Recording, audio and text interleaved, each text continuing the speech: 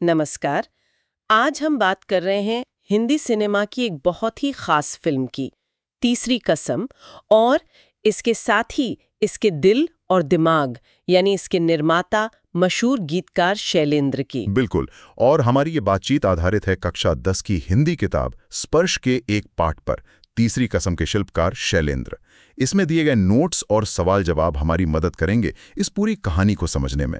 हाँ, तो हम कोशिश करेंगे ये जानने की कि तीसरी कसम क्यों इतनी अलग मानी जाती है, खास तौर पर एक साहित्यिक कहानी को कैसे फिल्म में ढाला गया, और शैलेंद्र एक निर्माता के तौर पर क्या सोच रहे थे। सही। और हाँ, राज कपूर का जिक्र तो आएगा ही। उन्हें एशिया का सबसे बड़ा शोमैन क्यों कहा गया और कैसे उन्होंने इस फिल्म के लिए खुद को बदला। फिर शैलेंद्र की अपनी चुनौतियां, कला और बाजार के बीच की कश्मकश, ये सब पहलू हमें इन स्रोतों में मिलते हैं। तो चलिए शुरू करते हैं। सबसे पहले तो यही सवाल कि इस फिल्म को सेल्यूलॉइड पर लिखी कविता कहा जाता है। ये सुनने में तो बहुत अच्छा लगता है, पर हमारी सामग्री के हिसाब से इसका मतलब क्या है? देखिए, ये सिर्फ एक खूबसूरत जुमला नहीं है, इसका मतलब गहरा है।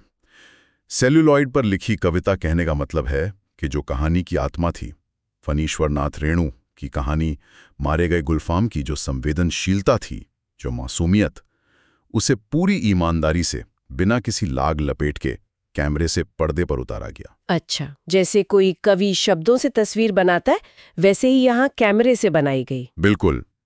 कहानी की रूह को पकड़ने की कोशिश थी, पूरी निष्ठा के साथ। और ये तो बहुत बड़ी बात है। अक्सर ऐसा होता नहीं है जब साहित्य पर फिल्म बनती है, कहीं ना कहीं कुछ छूट जाता है या बदल जाता है। सही कहा। और शायद यही चीज, मतलब इसकी ये खूबी ही इसके लिए सबसे बड़ी चुनौती भी बन गई। चुनौती किस तरह की? व्यावसायिक चुनौती। क्योंकि जो चीज इतनी संवेदनशील हो, इतनी गहरी हो, उसे बाजार के तराजू पर तौलना वो मुश्किल हो जाता है। हाँ, सामग्री में ये बात है कि फिल्म को खरीदार नहीं मिल रहे थे। क्या फिल्म में कोई कमी थी? कमी?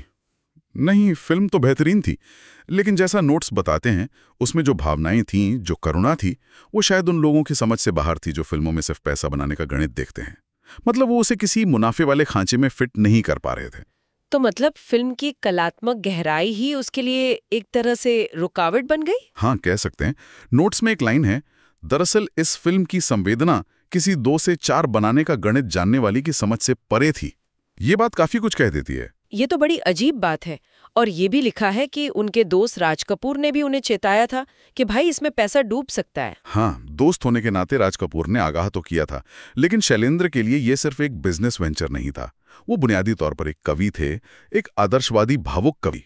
उनके लिए कहानी का दिल को छू जाना शायद पैसे से ज्यादा जरूरी था। का ध्यान रखना चाहिए, मगर उनकी पसंद की आड़ लेकर उन पर कुछ हल्का या उथला नहीं थोपना चाहिए। अच्छा, तो वो इसे एक जिम्मेदारी की तरह देखते थे कि कलाकार का काम सिर्फ मनोरंजन नहीं, बल्कि लोगों की पसंद को और बेहतर बनाना भी है। हाँ, उनका यही दृढ़ मत था। नोट्स में साफ लिखा है, कलाकार का ये कर्तव्य भी है कि वो उपभोक्ता की रुचियों का परिष्कार करने का प्रयत्न करे। मतलब वो दर्शकों को कम नहीं आंकते थे, बल्कि उनकी समझ को ऊपर उठाना चाहते थे। और ये बात उनके जीवन में भी दिखती थी। मतलब सादगी, कोई दिखावा नहीं। हाँ बिल्कुल, कोई झूठा रंग ढंग नहीं, कोई बनावटीपन नहीं। जो थे वही उनकी कला में भी झलकता था। और शायद यही ईमानदारी थी जिसने राज कपूर जैसे बड़े कलाकार को भी खींचा होगा। उन्हें एशिया का सबसे बड़ा शोमैन कहा गया है।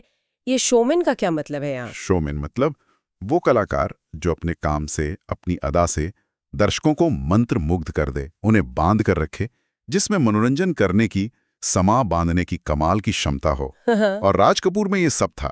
उनका अपना एक अंदाज था, एक रुतबा था। लेकिन तीसरी कसम में तो वो हीरामन बने हैं, एक सीधा साधा भोला भाला गाड़ीवान। ये तो शोमैन वाली इमेज से बिल्कुल उल्टा है ना? और यही तो कमाल है।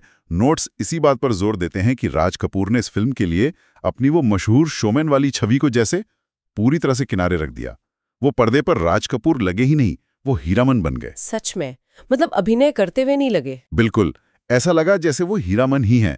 उसकी मासूमियत, उसका हीराबाई के लिए वो भोला सा लगाव, उसकी जरा सी बात पर खुश हो जाना, वो पूरी तरह उस किरदार में रच बस गए थे। तो ये एक तरह से शैलेंद्र के कवि मन और राज कपूर की आंखों से अभिनय करने की कला का संगम था। क्या खूब कहा। बिल्कुल, शैलेंद्र जो भावनाओं को शब्दों में पिरोते थे, उन्होंने राज कपूर की उस अभिनय क्षमता को पहचाना जो आंखों से बोलती थी। शैलेंद्र ने जैसे हीरामन की भावनाओं को शब्द दिए और राज कपूर ने उन शब्दों में जान डाल दी। कमाल है।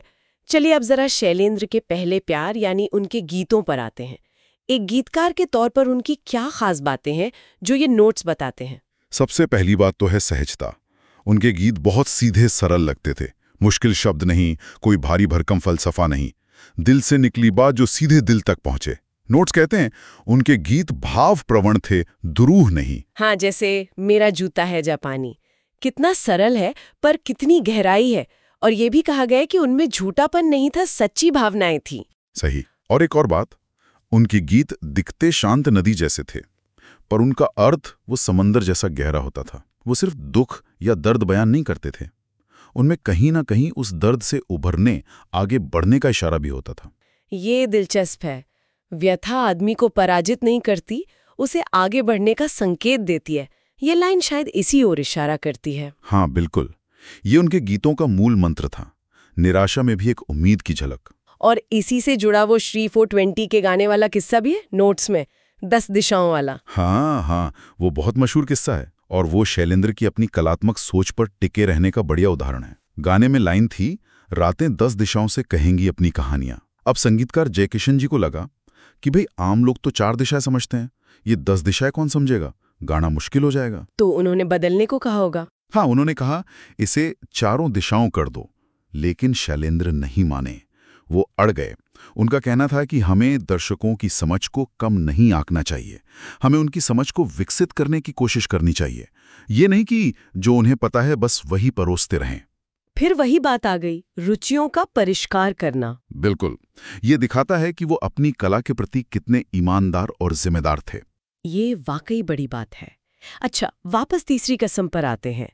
एक और चीज जिस पर बहुत जोर दिया गया है वो है फिल्म की साहित्यिक निष्ठा, कि इसने रेणु जी की मूल कहानी मारे गए गुलफाम के साथ पूरा न्याय किया। ये कैसे मुमकिन हुआ? इसका सारा श्रेय शैलेंद्र की संवेदनशीलता को जाता है। कहानी के लिए उनके मन में जो इज्जत थी, उन्होंने कहानी के जो मूल तत्व थे, पात्र, माहौल, भावनाएं, छोटी छोटी बारीकियां, किसी को बदला नहीं।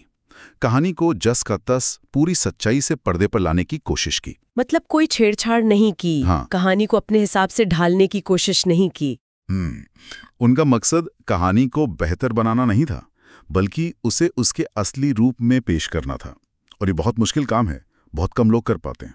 हाँ, अक्सर निर्देशक अपनी छाप छोड़ने के चक्कर में कहानी बदल देते हैं। और शायद इसीलिए तीसरी कसम आज भी साहित्य और सिनेमा के रिश्ते का एक मील का पत्थर मानी जाती है।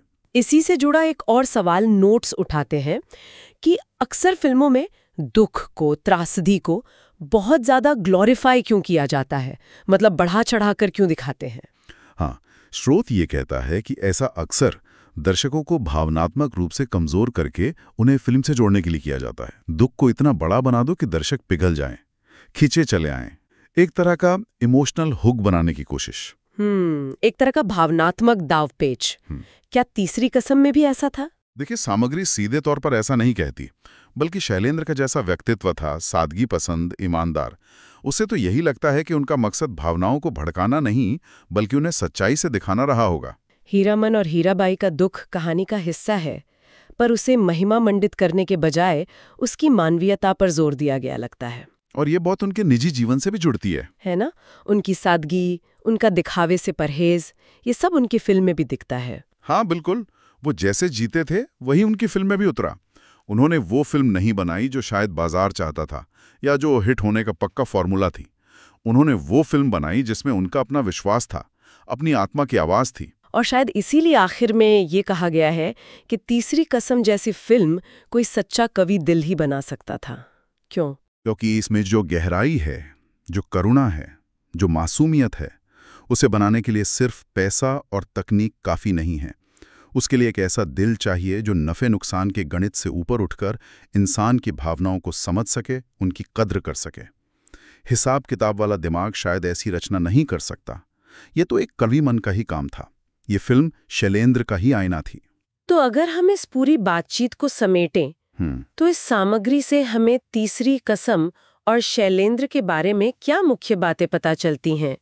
मेरे ख्याल में सबसे बड़ी बात तो ये है कि तीसरी कसम सिर्फ एक फिल्म नहीं है। ये शैलेंद्र के कलात्मक उसूलों का, साहित्य के प्रति उनकी ईमानदारी का और इंसान की भावनाओं की उनकी गहरी समझ का एक प्रतीक है। ये दिखाती है कि जब एक कवि फिल्म बनाता है तो क्या बन सकता है। हाँ, और उसमें राज कपूर का वो हीरामन बनना, शैलेंद्र के वो सीधे सरल पर गहरे गीत, और सबसे बढ़कर मुनाफे की चिंता किए बिना सिर्फ अपनी कलात्मक संतुष्टि के लिए कहानी को पर्दे पर उतारने का वो साहस, ये सब मिलकर इसे यादगार बनाते हैं। बिल्कुल। और यह हमें उस पुरानी बहस पर भी सोचने को मजबूर करती है, कला बनाम कॉमर्स। ये फिल्म एक मिसाल है कि कैसे सच्ची कला कई बार बाजार के पैमानों पर खरी नहीं उतरती, कम से कम फौरन तो नहीं। कला की ईमानदारी और बाजार का गणित ये हमेशा साथ साथ नहीं चलते। सही कहा। और यहीं से शायद आज के लिए सोचने का सबसे बड़ा बिंदु निकलता है। ये जो स्रोत सामग्री हमने देखी, ये हमें आज के बारे में सोचने पर मजबूर करती है। क्या आज के समय में, जहां बॉक्स ऑफिस नंबर ही सब कुछ तय करते दिखते हैं, जहां हर चीज को तुरंत मुनाफे के तराजों पर तौला जाता है, क्या ऐसे माहौल में तीसरी कसम जैसी कोई फिल्म बन सकती है? क्या शैलेंद्र जैसा कोई निर्माता हो सकता है जो पैसे से ज्यादा अपनी कलात्मक जिद और आत्मसंतुष्टि को अहमियत दे? ये एक सवाल है जो ये पूरी कहानी हमारे जहन में छोड़ जाती है।